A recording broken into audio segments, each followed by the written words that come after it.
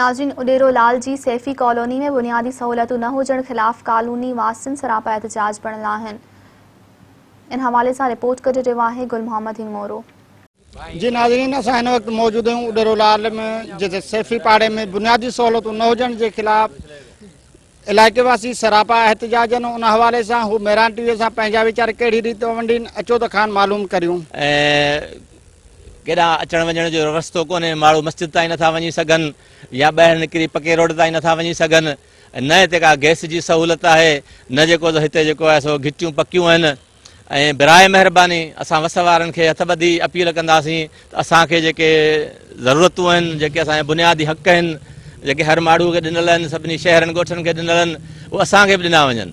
असीं बि त हिते जेको हिन मुल्क जा रहवासी आहियूं, असीं बि सिंध जा रहवासी आहियूं, ऐं असांखे इहे जेके बुनियादी सहूलियतूं छो नथियूं ॾिनियूं वञनि।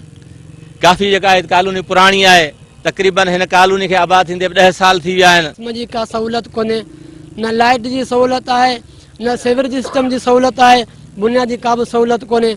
असांजे वस वारनि खे अपील आहे, गुज़ारिश आहे त महिरबानी करे असांखे जेके ॿियनि आम माण्हुनि खे सहूलियतूं आहिनि, असांखे सुई गैस जी सूरत में, लाइट जी सूरत में, घिटियुनि जी सूरत में असांखे सभु हर क़िस्म जी सहूलियत मुहैया कई वञे। नाज़रीन, केॾांहुं वेंदी आहे आवाम, को त धणी साईं असांजो बि थिए न।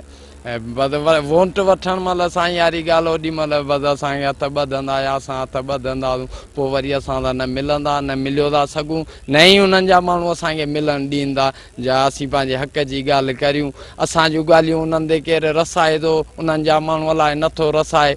असां इन करे मीडिया जो आसरो सहारो वठी, मीडिया वारनि जी महिरबानी आहे जेको असां सां हर तावन कनि पिया। बुनियादी सहूलियतूं फ़राहम कयूं आहिनि, जीअं त गैस थी हलियो ऐं जेको आहे ड्रेनेज सिस्टम थी हलियो, लाइट वग़ैरह थी वेली। थंभनि खे तक़रीबन काफ़ी अर्सो थी वियो आहे, उहे थंभा जीअं छॾे विया आहिनि उहे उते ई सड़ी विया हलिया। ट्रांसफार्म त अलाए काॾे विया, तारूं त अलाए काॾे विया, थंभा जेके छॾे विया उहे उते ई सड़ी विया हलिया, राख थी विया हलिया। थंभा अलाए काॾे विया उहो ख़बर ई कान्हे का।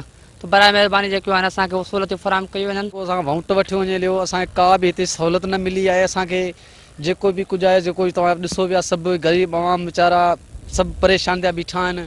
असांखे हिते का सहूलियत न मिली आहे, न असांखे लाइट, न असांखे गैस, न असांखे रस्तो, न को नालियूं, न ॿियो न टियों का शइ कान आहे। वोट वठण वारा वोट वठियो वञनि हलिया, असांजो को बि हिते धणी आहे, न को दाद थो ॿुधे, न को फरियाद। कैमरामैन सज्जाद अली सां गॾु गुल मोहम्मद हिंगोरो, मेहरान।